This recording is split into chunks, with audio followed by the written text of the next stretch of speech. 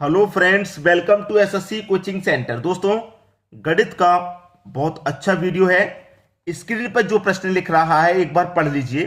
55, 53, 56, 59, 61, 69 और 31 संख्याओं की माध्यिका ज्ञात कीजिए। माध्यिका ज्ञात करनी है तो देखिए कैसे माध्यिका ज्ञात करेंगे। सबसे पहले करने का तरीका यह कि इसको आप आरोही क्रम में लिख लो। देखिए कोई संख्या बड़ी है 55, फिर छोटी लिख दी, फिर बड़ी लिख दी, फिर 31 छोटी। तो छोटी बड़ी से मतलब नहीं है, आप एक तरफ से आरोही क्रम में लिख लीजिए, बढ़ते हुए क्रम में। आरोही क्रम, आरोही क्रम में लिख लीजिए, बढ़ते हुए क्रम में। सबसे पहले तो सबसे छोटी संख्या लिखी जाएगी जो कि 31 है। 31 से बड़ा कौन? 53। 53 से बड़ा है 55। 55 से बड़ा 56 और 56 से बड़ा 59। 59 से बड़ा 61 और 61 से बड़ा 69। मैंने इनको लिख लिया सभी को बढ़ते हुए क्रम में। आरोही क्रम का मतलब होता है बढ़ते हुए क्रम में लिखना। अब इसकी माध्यिका ज्ञात कीजिए। माध्यिका कितनी संख्याएं? 1 2 3 4 5 6 7 संख्याएं। माध्यिका मतलब है बीच वाली संख्या ज्ञात करना।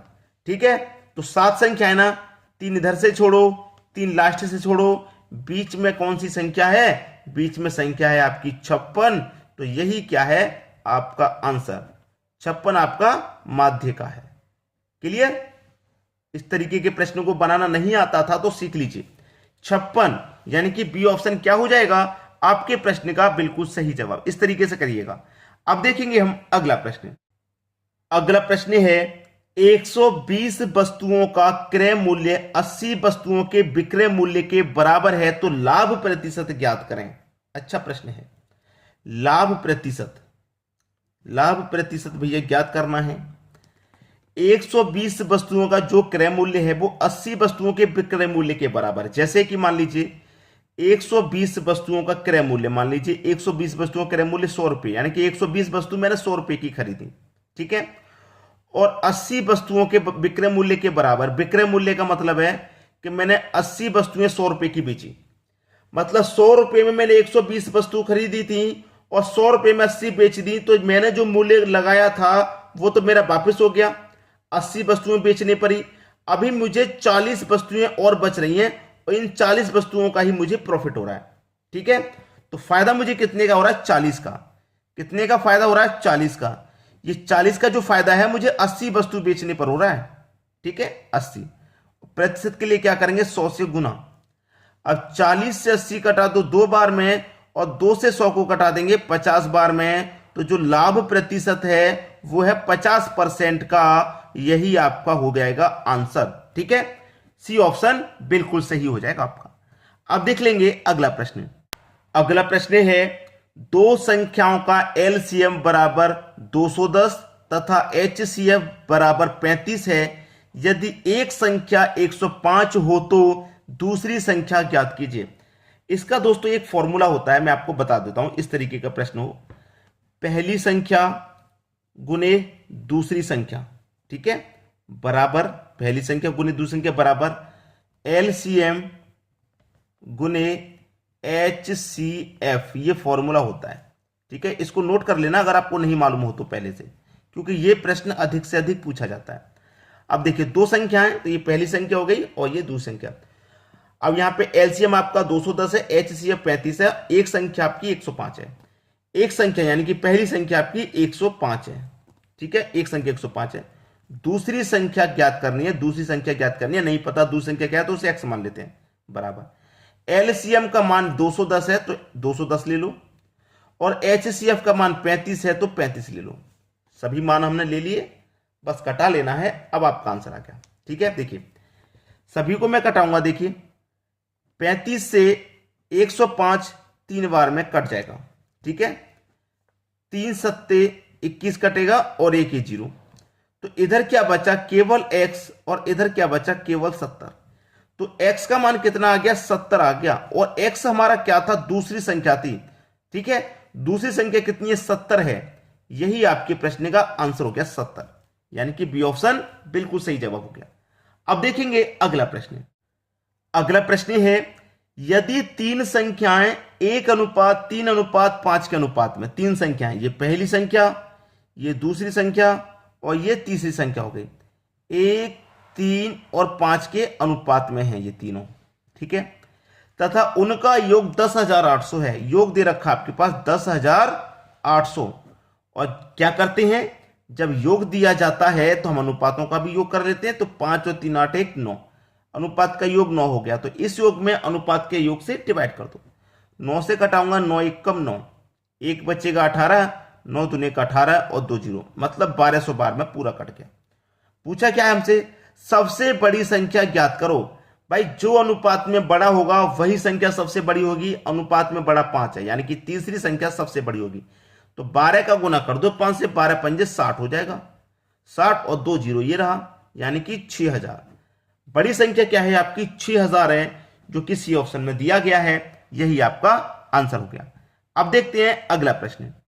अगला प्रश्न है, एक ट्रेन 10 सेकंड में एक स्थिर वस्तु को पार करती है।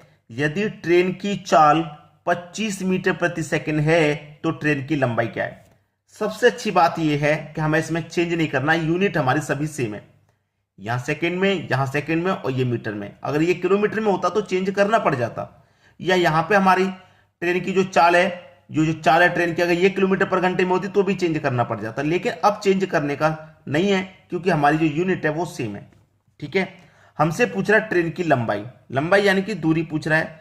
तो दूरी बराबर क्या होता है, दूरी बराबर होता है चाल गुने समय, चाल गुने समय। दूरी बराबर होता है चाल गुने समय। चाल आपके पास कितने की है भाई, आपके पास जो चाल है वो 25 की है, ठीक है, गुने समय कितने का है, 10 सेकंड का है। गुना कर देंगे आप, 25 का गुना 10 से करेंगे, सीधा सीधा 250 हो जाएगा। तो आपके पास जो दूरी है वो कितनी निकल के आ रही है, 250 मीटर की। 250 मीटर, जो कि बी ऑप्शन में दिया गया है। यही क्या हो गया, आपका आंसर हो गया, ठीक है। आसान था क्योंकि चेंज नहीं करना था। अब देखेंगे अगला प्रश्न। अगला प्रश्न है, 48,000 रुपए पर 20% वार्षिक दर से 2 वर्ष के लिए चक्रवृद्धि ब्याज कितना होगा। देखिए, चक्रवृद्धि ब्याज को करने के लिए अलग अलग तरीके हैं। मैं यहां पे जो आपको तरीका बता रहा हूं वो बता रहा हूं रेशियो मेथड। 2 वर्ष के लिए पूछ रहा है ना, तो 2 वर्ष का रेशियो होता है, यहां पर नोट कर लीजिए आप। 2 वर्ष के लिए अगर प्रश्न पूछा जाएगा तो उसका रेशियो मेथड होता है 2:1, ये होता है, ठीक है। अब देखिए आपके पास जो राशि है वो कितनी है, राशि है 48,000 की, ठीक है। 20% की दर है तो 48,000 का हम 20% निकाल लेंगे। परसेंट का मतलब बटे में 100, 0 से 0 गया, 0 से 0 गया, ठीक है। 48 का गुना 2 में कर दो, ये हो जाएगा 96 और ये 2 जीरो ही रहे, 9,600। 20% कितना निकल गया, 9,600 निकल गया ना। तो इसको क्या करेंगे, पहले वाले रेशियो से लगाएंगे 9,600, ठीक है। अब देखिए एक रेशियो और बचा है, तो इस 9,600 का फिर से 20% निकालेंगे, क्योंकि आपकी जो रेट है वो 20% की है। परसेंट का मतलब बटे में 100, 2 जीरो से आप 2 जीरो ये कटा देंगे, ये जीरो आ जाएगा लास्ट में। 2 छिक्के 12 का 2, कैरी का 1, 2 नीम 18, कैरी का 1 19, 1920 हो गया। इसको इसके साथ लिख देंगे 1920, ठीक है। अब देखिएगा इसका गुना इससे कर दो, 2 का गुना 96 से करेंगे तो 1920 हो जाएगा ये भी, ठीक है भाई। 2 का गुना 96 से कर देंगे तो 192 और 1 जीरो ये रहा, ठीक है। अब 1 का गुना इतने से करेंगे तो ये 1920 ही रहेगा, ये तो 1920 ही रहेगा। अब क्या कर देना है भाई, जोड़ देना है, आंसर आ गया, जोड़ दीजिए इनको और इनको, दोनों को जोड़ दी तो 0 0 0 हो गया, 0 2 2 हो गया, 9 और 2 11 का 1, ठीक है, कैरी का 1 हो गया, 1 और 9 10 और कैरी का 1 11 हो गया, और 11 कैरी का 1 ये और 2 हो गया। 21,120 आपका आंसर हो गया, 21,120, यानी कि बी ऑप्शन में दे रखा। देखिए ये जो रेशियो मेथड है सबसे आसान तरीका है। जो वैल्यू दी गई है 20% निकाल के पहले वाले के साथ लिख देना, फिर जो आया है ना उसका 20% निकाल के दूसरे वाले के साथ, फिर दोनों का गुना कर दो, दोनों का गुना करने के बाद ऐड कर दिया, आपका आंसर आ गया, ठीक है। क्लियर हो गया सभी को। वीडियो देखने के लिए आपका बहुत बहुत धन्यवाद।